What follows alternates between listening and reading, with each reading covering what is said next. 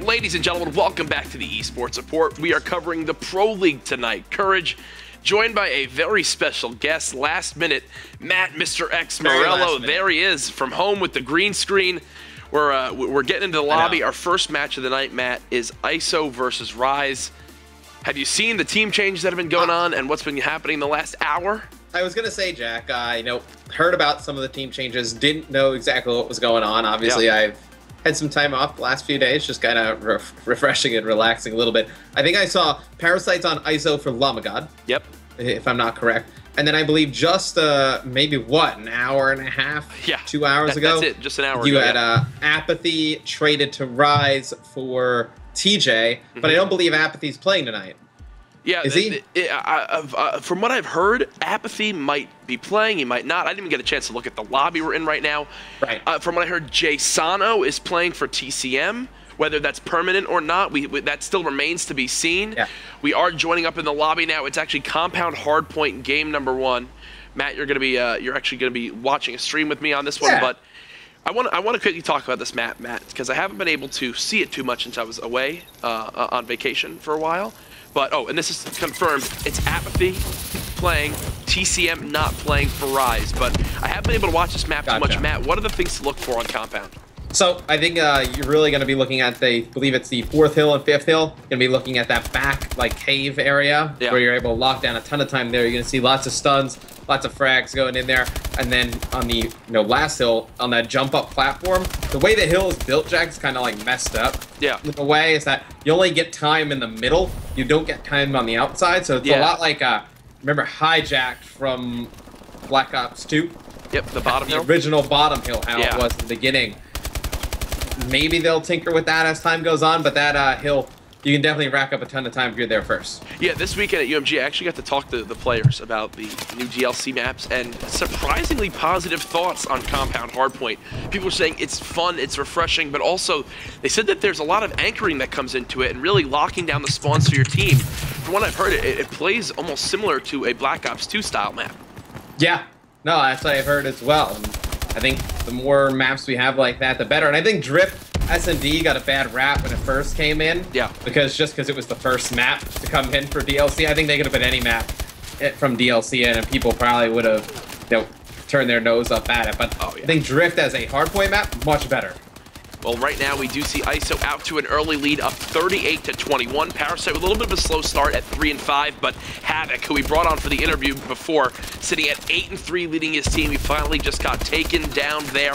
Apathy also starting slow on this new lineup. Right now we're in hill number 2, 20 seconds remaining. Double the points here for ISO. Now, Matt, so far on this map, it seems like we're seeing a lot of subs. Is it a typical 3-sub setup, or do you kind of see the 2-2 split? You need 3 subs on this map. It's way too fast-paced to run anything more. Your AR player, though, definitely can cause some damage. I mean, I've seen Nameless put up some pretty good scores on this map. Same with Dito, so going to be looking to see if he does some good things for ISO. But, Jack, I had actually a question for you. I didn't get a chance to watch too much of UMG this weekend. Yeah. Nope, away.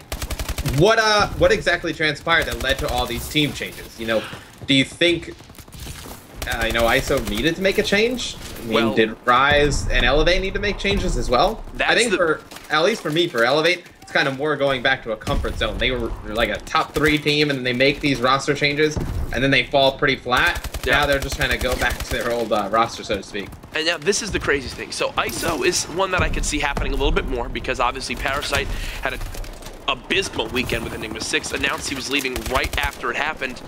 But ISO, Lamagod, isn't actually available because he's away for the next few weeks or a decent amount of time, and it's completely conflicting with the league. So this past weekend they had GodRx fill in for him. It obviously went decently well as they placed top 8, but it really wasn't enough. So Parasite tweeted last night he had an opportunity that really came up that he just had to take. I'm guessing, obviously, well, not guessing, but it's kind of more official now that this was that opportunity he was talking about. And I think this is a great pickup for ISO, because GodRx, while he did great things for the team, you have Parasite, who's fantastic in S&D, obviously the Season 1 and Season 2 Search and Destroy player of those seasons, respectively. And then also, he's just going to bring more leadership to this team. Our biggest issue, and Matt, I'd love to hear your thoughts on this, Dito and Parasite, 2 stubborn players, 2 players who will both have their ideas of how a map has to be played. Their team chemistry is the big question for fucking it up. Yeah. I think that's really the big one. I agree as well. I mean, they need to win in order for this thing to go correctly, because that can go sour pretty quickly. I think the Rise move is the one that really comes out of nowhere for me. Oh, absolutely. You know, I think it's more of an Elevate move than Rise. I thought Elevate, you're going into the event, thought they were like a top 4 to 5 team, and they just really dropped the ball going into UG. Well, the issue is, Matt, is that they went 4-0 in their pool, not dropping a map. They had a perfect 12-0 map count, and then when it came to the bracket, they just lost all composure, and it really just didn't go their way. So they had moments of brilliance, but then when it really mattered most in that bracket play, they just performed horribly. But that's where you need to perform great. Oh, exactly. Who cares if you beat up on the pool play teams, right? Yeah, that's the big issue, is exactly what you said. They get to the bracket where it's most important, and they just fall short. Right now, though, the score tied up at 101 to 101. Havoc is sitting at 20 and 12. He winds up falling here in hill number 4. On the other side of things, Wheats leading his team in score at the moment with 6 captures. Chino, though, leading in slang at 20 and 14. Do you see, this Rise roster staying the way it is right now with Apathy? I can't see Apathy happy about playing there. No, neither can I. And I mean, Jay Sano playing with the squad tonight. Right now, he's 14 and 22. We're on board with him. He's running the BAL.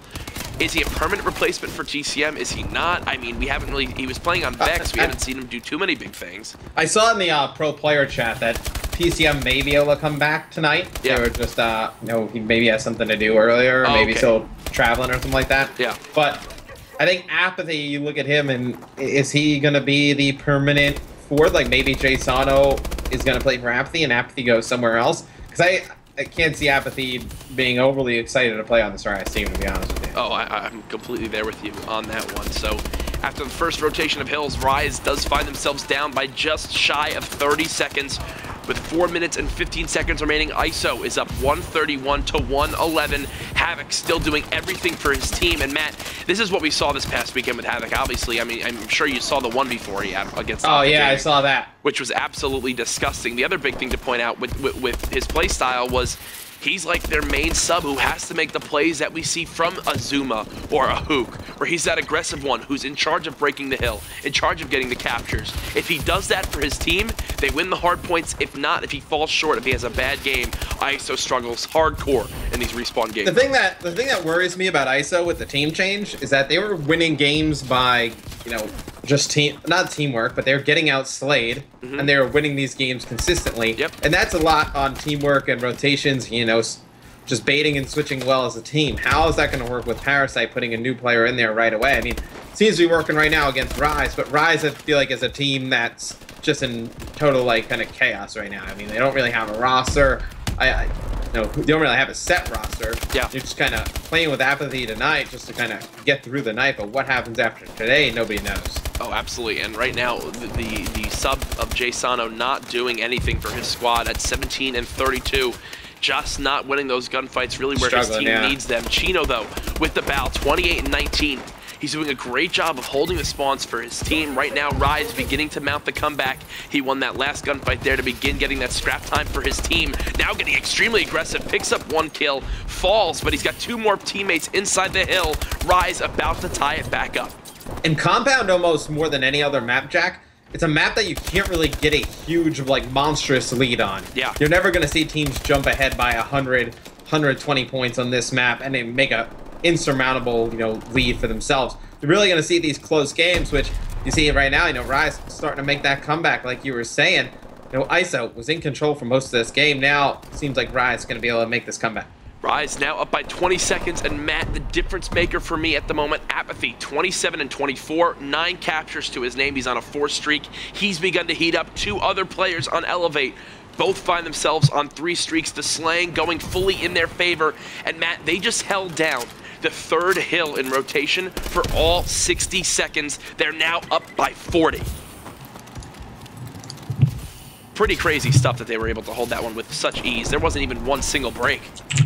Yeah, kind of a wild hill right there. I mean, Jack, I can't really see the game right now, but have the, 4th and 5th hills been the difference, at least in your opinion, well, so far? Right now, we're in the 4th hill. Really, it's just so back and forth. As you mentioned, as Parasite picks up a nice 2-piece for his team. It's very similar to that bottom bottom hard point from Black Ops 2 there on Hijacked, where you need to flood through, you need to coordinate your pushes. Right now, it's super, super high amounts of trading. Silly just trying to stay alive for his team. ISO's now beginning to mount the comeback as well. They've chained together 35 straight seconds. They're now down by just 4. Silly picks up another 2-piece. It's all going to come down to the final minute of play. One more challenge coming in from Elevate. They have 2 players trying to break it. They pick up 1. Dito stays alive, but Apathy hits him with the beatdown. It's tied up 192 to 192 as we move into the final hill. Jay Sano's in early control. And Matt, on this hard point where it's the 2 trailers, they're just running around them. Have you seen any strategies on it yet, or is it more just kind of utilize the cover and try to lay alive? Whoever gets first control usually holds it for the extent of the hard point. So yeah, you were saying it sounded like Jay Sano and Rise was there first. If he's there and they're able to trade effectively, they should take this hard point. Well, Wheat's now in control of the hill. He actually just completely shot Chino from full health to 0. Thought he was an enemy, headshotted him. Parasite getting a team kill of his own. 210 to 198.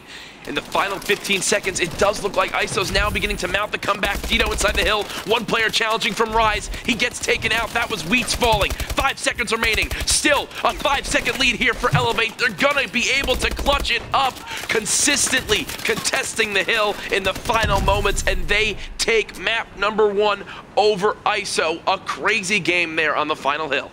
Rise able to win that one. You know, we said roster that's kind of thrown together, Apathy going on to the team today.